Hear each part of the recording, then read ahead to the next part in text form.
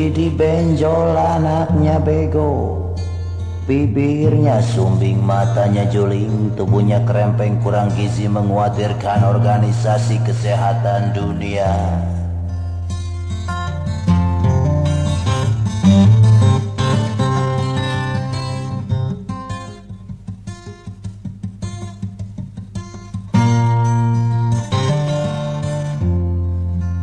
Di betisnya banyak korengan dan di punggungnya ada pano besar membentuk gambar buaya.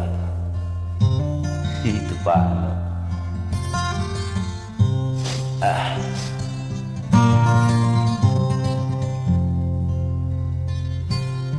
Si Didi pelajar SD Inpres tapi gobloknya kebangetan.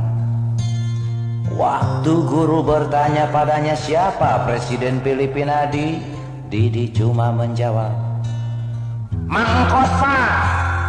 Ya, payah.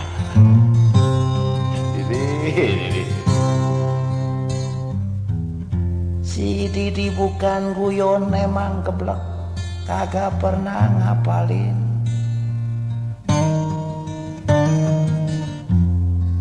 Kerja sehari-harinya cuma minta duit main layangan. Blon. Padahal umurnya sudah hampir 18 tahun. Ya, itu sih super bego.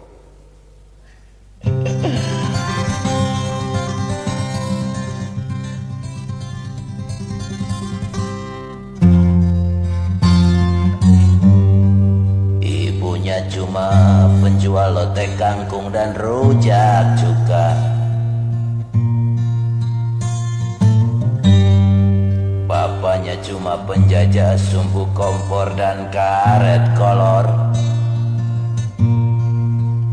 yang selalu berharap agar si Didi kelak bisa jadi pejabat tinggi, tapi jangan korupsi.